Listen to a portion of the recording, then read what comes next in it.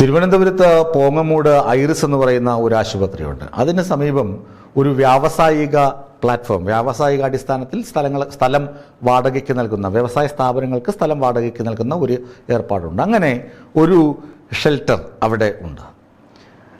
പോലീസുകാർ ഒരു രഹസ്യവിവരത്തിൻ്റെ അടിസ്ഥാനത്തിലാണ് അങ്ങോട്ടേക്ക് പരിശോധനയ്ക്ക് പോയത്. അതും ശുചീകരണ തൊഴിലാളികൾ എന്ന വ്യാജേനയാണ് അവിടെ പോയത്. പോലീസിന് ലഭിച്ച വിവരം, പതിവായി രാത്രികാലങ്ങളിൽ ഈ സ്ഥാപനത്തിൽ ഇതര സംസ്ഥാന തൊഴിലാളികൾ ഒത്തുകൂടുന്നുണ്ട്. അവരവിടെ അകത്ത് കഞ്ചാവ് വലിക്കുകയാണോ എന്നൊന്നും ഞങ്ങൾക്കറിയില്ല. പക്ഷേ പോലീസ് ഒന്ന് വരണം, പരിശോധിക്കണം. ഇതായിരുന്നു പോലീസിന് കിട്ടിയ വിവരം. പോലീസ് അങ്ങനെ അവിടെ പരിശോധിക്കാൻ തീരുമാനിച്ചു.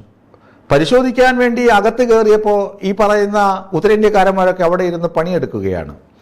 50ഓളം കമ്പ്യൂട്ടറുകൾ, പിന്നെ അനുബന്ധ സാമഗ്രികൾ. ഒരു കമ്പ്യൂട്ടർ നോക്കുമ്പോൾ അതിൽ എഴുതി വച്ചിരിക്കുന്നു, തൊട്ടുപോകരുത്, വെടിവെച്ച് കളയും.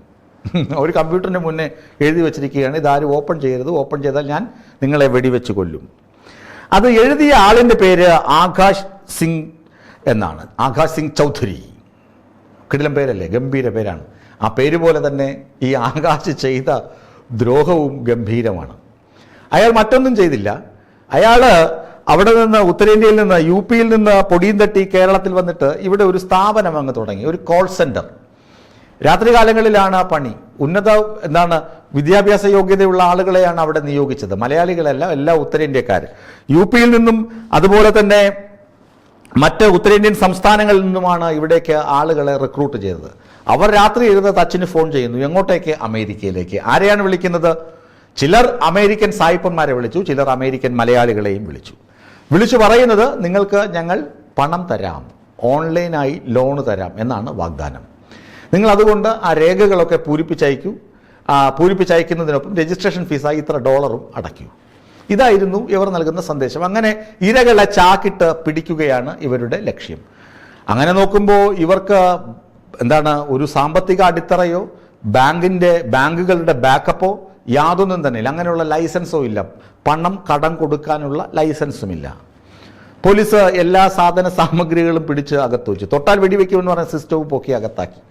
ഈ 18 പേരെയും കസ്റ്റഡിയിലെടുത്തു. അത്യാവശ്യത്തിന് ആളുകളൊക്കെ ശംഭുവും ഗിംബുവും കഞ്ചാവും ഒക്കെ അടിക്കുന്നുണ്ടെങ്കിലും വലിയ തോതിലുള്ള ലഹരി വസ്തുക്കളൊന്നും കണ്ടെത്തിയിട്ടില്ല. ഈ കമ്പ്യൂട്ടറുകളൊക്കെ സീസ് ചെയ്തു. എന്നിട്ട് ഇവരെ ചോദ്യം ചെയ്തതിൽ നിന്ന് മനസ്സിലാക്കിയത്, ധാരാളം അമേരിക്കക്കാരുമായി സംസാരിച്ചു, കുറേ ആളുകൾ $, നിക്ഷേപിച്ചു ലോണിന് വേണ്ടി. എങ്ങനെയാണ് ഇവരുടെയൊക്കെ നമ്പർ എടുത്തത് എന്ന് ചോദിച്ചപ്പോൾ, ലെൻഡ് ജെറ്റ് എന്ന് പറയുന്ന ഒരു അമേരിക്കൻ കമ്പനിയുണ്ട്. Lend jet. ഈ അമേരിക്കൻ കമ്പനി ഓൺലൈനായി പണം കൊടുക്കുന്ന കമ്പനിയാണ്, കടം കൊടുക്കുന്ന. ഈ കമ്പനിയെയാണ് കുറേ അധികം, ഭൂരിഭാഗം അമേരിക്കക്കാരും അത്യാവശ്യത്തിന് പണം ആവശ്യം വരുമ്പോൾ സമീപിക്കുന്നത്. ഇവിടെ നിന്നും ലോൺ കിട്ടാതെ പോയ ആളുകൾ, മറ്റ് ബാങ്കിങ് സ്ഥാപനങ്ങളിൽ നിന്ന് ലോൺ കിട്ടാതെ പോയ ആളുകളുടെയൊക്കെ ഡീറ്റെയിൽസ് തപ്പിയെടുത്തിട്ടാണ് ഇവർ ഇവിടെ ഇരുന്ന് അങ്ങോട്ട് വിളിച്ചിട്ട് നിങ്ങൾക്ക് ഞങ്ങൾ ലോൺ തരാം, പലിശ കുറവാണ് എന്നൊക്കെ പറഞ്ഞ് ഇവരെ ഈ ചതിക്കുഴിയിലേക്ക് വീഴ്ത്തുകയാണ്. എന്നിട്ട് ഒരുത്തനും ലോൺ കിട്ടിയതുമില്ല. 1.5 മാസം ആയിട്ടേ ഉള്ളൂ പ്രവർത്തനം. ഇതിനകം തന്നെ കോടിക്കണക്കിന് രൂപ ഇവർ തട്ടിയെടുത്തു എന്നാണ് പോലീസ് നൽകുന്ന വിവരം.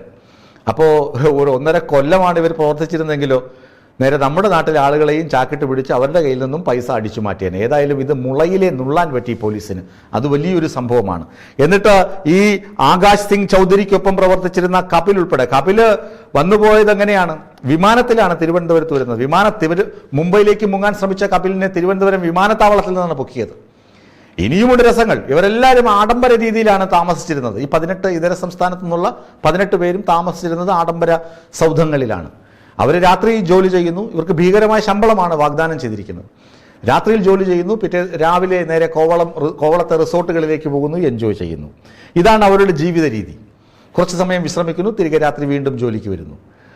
അങ്ങനെ പണക്കൊഴുപ്പിന്റെ, ആഡംബരത്തിന്റെ ഉറവിടമായിരുന്ന ഈ സ്ഥാപനം ഓൺലൈൻ തട്ടിപ്പ് സ്ഥാപനമാണ് പോലീസ് കഴിഞ്ഞ ദിവസം തിരുവനന്തപുരത്ത് കണ്ടുകെട്ടിയത്. ഇനിയും ഉന്നതന്മാരെ പിടികൂടാനുണ്ടെന്നാണ് പോലീസ് നൽകുന്ന വിവരം. ഏതായാലും തിരുവനന്തപുരത്ത് ഇങ്ങനെ ഒരു തട്ടിപ്പ് നടന്നത് തലസ്ഥാനത്തെ ആകെ നടുക്കിയിട്ടുണ്ട്.